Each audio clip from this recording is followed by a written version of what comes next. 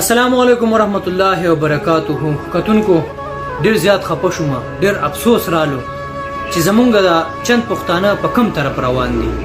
زه خدا سوچ کوم چې ینګ جنریشن الحمدلله تعلیم یافته شو او دوی به د پاکستان د نوم روښانه کی او پاکستان به سټیج ته ورسی.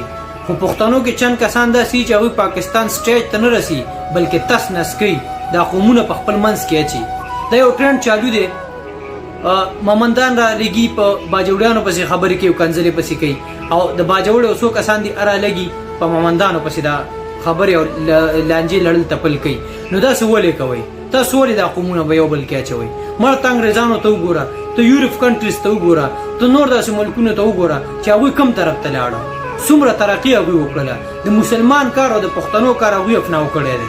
نو کم طرف ته لاړه او زموږ پښتانه تا داسې وکړو، تا داسې وکړو، تا ښکته او ته بره او ته داسې او ته هغسې.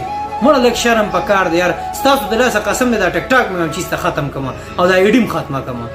هلکه دماغ مې خرابېږي. مړه تاسو خیر لکه چاته ثابتوئ چې مطلب زه پښتون دومره تکړه یم چې زه د بل پښتون خپل پښتون ته کنځل کوم. دا خو تاسو یو بل سره مطلب یوه لاره ده، یو پښتانه یو مسلمانان یو، د خدای تعالی بندیانو دا په تاسو باندې څه تندر راپرېوتی دی. او زه خلکو ته د پنجابیانو ته دا ثابت کړم چې راشه موږ پښتانه خو په کنځلو کې ماشاءالله ډېر زیات تکړه یو. دیم بی خوبه سه شرم وکړئ، مړه بې غیرته کار کوئ، بې غیرته ټرینډونه به وباسئ.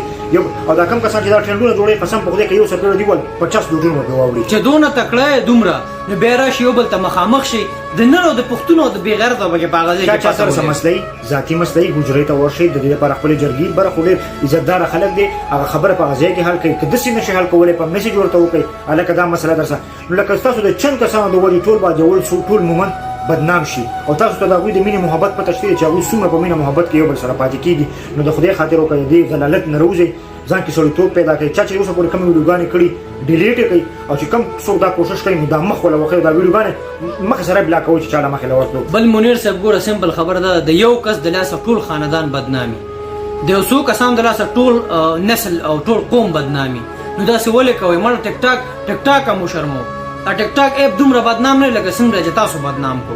دا په حاشیه نه او دا غلط او دا کنځل او دا رد بدوای، مړه شرم نه درځي تاسو له. کنځل مه کوئ، یو څیز تاسو نه دی خوښ، یو قسم نه دی خوښ، مخې سره یې بلاک کړئ، کاته وله ختمه کړئ. صحیح ده؟